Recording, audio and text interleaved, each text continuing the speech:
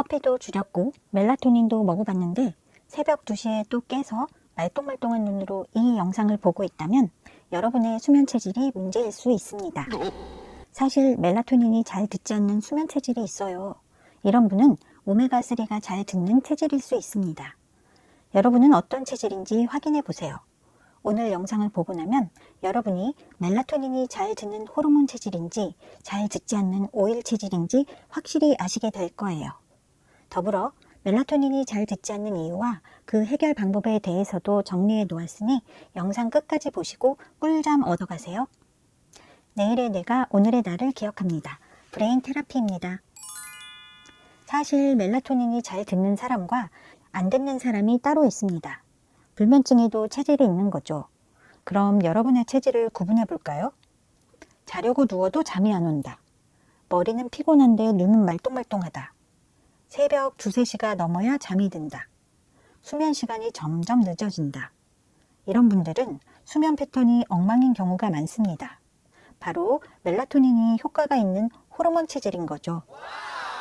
밤늦게까지 스마트폰이나 태블릿 등 블루라이트를 많이 쬐거나 해외여행이나 출장으로 인해 시차 적응이 필요하신 분, 교대 근무로 수면 주기가 망가진 분이 많아요. 늦은 밤 스마트폰 보기, 인공조명, 스트레스가 멜라토닌 분비를 방해하기 때문입니다. 이럴 땐 멜라토닌을 먹어주면 수면 주기를 바로잡는데 도움이 될 수 있어요. 특히 잠드는 시간이 점점 늦어지는 분은 1시간 전에 멜라토닌을 드셔보세요. 여기 멜라토닌이 시차 적응에 효과적이라는 연구 결과가 있습니다. 여행 후 시차 때문에 몸에 무리가 많이 갔을 때 그곳의 시간대에 맞춰 우리 몸의 생체 시계를 조절하는 데 멜라토닌이 도움을 줄 수 있습니다. 특히 동쪽으로 여행할 때 도착지의 취침 시간에 맞춰 멜라토닌을 복용하면 잠자는 시간을 맞추는 데 좋다고 하죠. 그 이유가 우리가 동쪽으로 이동하게 되면 도착지의 현지 시간이 우리 몸의 생체 시계보다 빨라집니다. 우리 몸은 아직 환한 대낮인데 주위 환경은 깜깜한 밤이니 자야 할 시간인 거죠. 이때 멜라토닌을 섭취하면 취침 시간을 앞당겨 현지 시간에 맞출 수 있어요. 이처럼 수면 호르몬으로 알려진 멜라토닌은 우리 몸이 잠을 자도록 수면을 유도할 뿐만 아니라 밤과 낮이 바뀌지 않도록 생체 리듬을 조절합니다. 또한 멜라토닌은 염증을 없애는 항염 작용 및 항산화 작용을 통해 우리의 뇌 세포를 보호해요. 이로 인해 신경퇴행성 질환이 예방되고 뇌 건강에 도움을 줄 수 있는 거죠. 다만 멜라토닌은 개인의 건강 상태에 따라 효과가 다를 수 있습니다. 멜라토닌은 보통 취침 전 30분에서 1시간 전에 복용하는 것이 좋고 처음 섭취하신다면 1에서 3mg 정도 소량으로 시작하는 것이 좋습니다. 단 멜라토닌을 먹을 때 꼭 지켜야 할 몇 가지 주의사항이 있어요. 이거 안 지키면 멜라토닌 먹어도 말짱 도루묵입니다. 아무 소용없어요. 멜라토닌 먹을 때 주의사항 첫 번째, 잠자기 2시간 전. 핸드폰 및 TV 등 블루라이트 노출을 차단해 주세요. 우리의 눈을 통해 들어오는 블루라이트, 청광빛은 우리 뇌 속에서 멜라토닌의 활동을 방해하니까요. 그래서 피곤해도 잠을 못 자게 됩니다.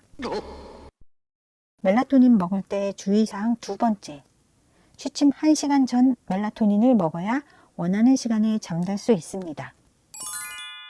이와는 반대로 잠은 금방 드는데 자다가 자꾸 깬다. 깼다가 다시 못 자고 뒤척이다 보면 어느새 아침이다.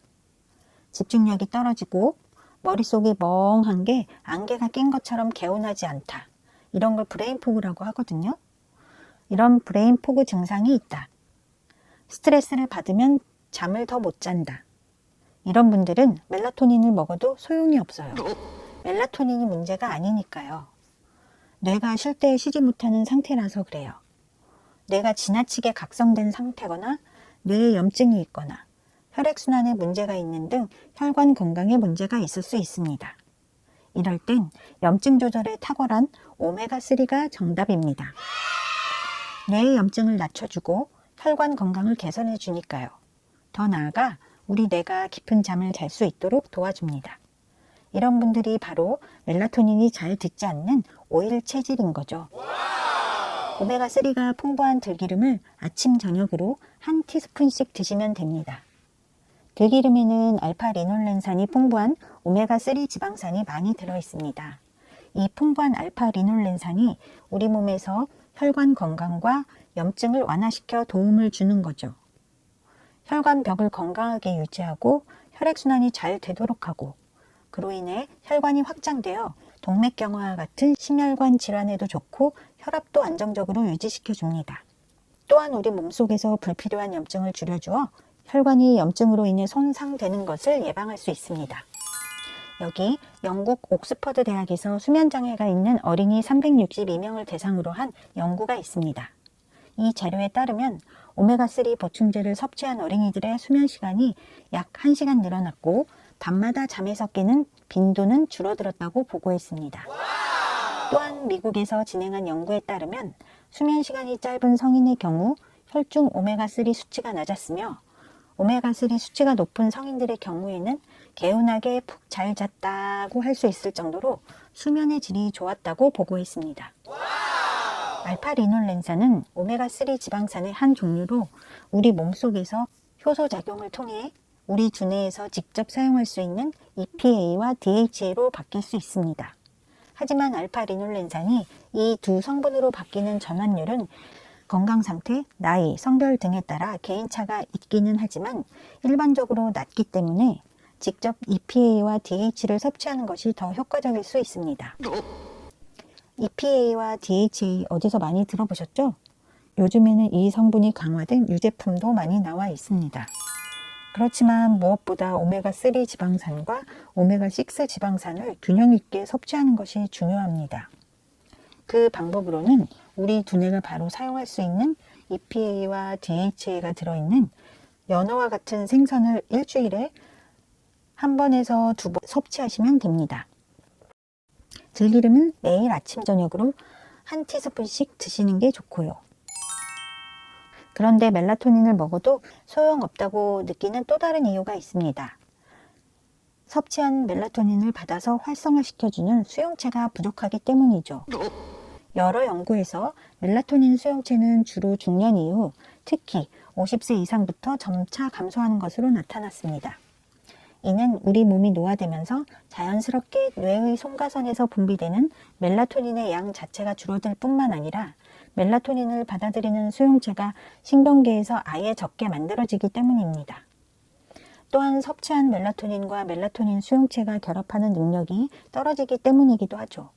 쉽게 말해 멜라토닌이라는 열쇠가 없어서 수용체라는 자물쇠를 열지 못하니까 우리가 멜라토닌이라는 열쇠를 많이 먹어서 넣어주잖아요.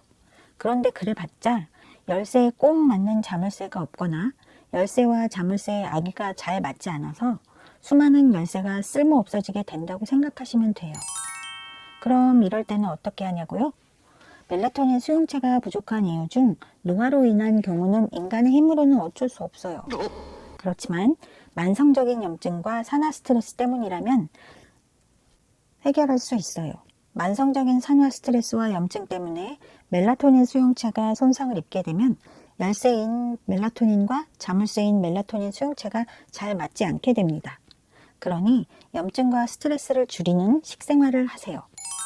염증과 스트레스를 줄이기 위해서는 오메가6 지방산의 섭취를 줄이면 됩니다.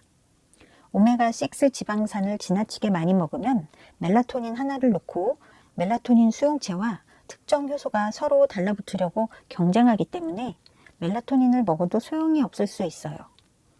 궁합이 맞는 열쇠 대신 쭉정이가 대신 먼저 끼어들어가면 열쇠가 아무리 많아도 절대로 자물쇠를 풀 수 없으니까요.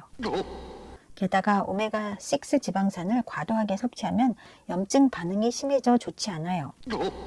그렇다고 아예 먹지 않는 건 더 바람직하지 않아요. 오메가3와 오메가6는 모두 필요한 지방산이지만 문제는 비율입니다. 이상적인 비율은 1대4 이하인데 요즘 현대인들의 식단을 보면 많이 무너져 있죠. 그러니 오메가6가 많은 튀김 음식, 가공식품, 해바라기유, 옥수수 기름, 콩기름 같은 가공류의 섭취를 줄이고 오메가3가 풍부한 들기름, 연어 같은 음식의 섭취를 늘리세요. 뭐든지 과해도 안 되고 부족해도 안 되니 균형 있게 섭취하면 됩니다. 정리해 볼까요? 불면증의 원인을 찾는 게 중요합니다. 여러분이 혈관 건강이나 염증 때문에 문제가 있다면 들기름을 매일 아침 저녁으로 한 티스푼씩 꾸준히 드세요. 그게 아니라 해외여행 등으로 시차 적응이 필요하고 밤낮이 바뀌는 교대 근무 때문에 수면 주기가 망가졌다면 멜라토닌 영양제가 도움이 될 수 있어요. 불면증에 좋은 들기름과 멜라토닌 영양제에 관심이 있으시다면 제가 깐깐하게 찾아놓은 제품이 있으니 아래 고정 댓글에 영상을 참고하세요. 이제 불면증에도 체질이 있다는 사실 아셨죠? 여러분은 어떤 체질이신가요? 혹시 멜라토닌을 먹어봤는데 효과가 없으셨나요? 오메가3를 드시고도 밤에 주무시다가 깨셨나요? 오늘 영상대로 실천해 보시고 경험담을 나눔해 주세요. 불면증을 탈출한 여러분만의 소중한 노하우를 댓글로 공유해 주세요. 그 한 줄이 누군가에겐 꿀잠이라는 선물이 될 수 있으니까요. 오늘 영상이 여러분에게 꼭 맞는 수면을 되찾는 데 도움이 되셨다면 좋아요와 구독을 눌러주세요. 영상 제작에 큰 힘이 됩니다. 내일의 내가 오늘의 나를 기억합니다. 오늘도 꿀잠 주무시고 늘 뇌 건강하세요.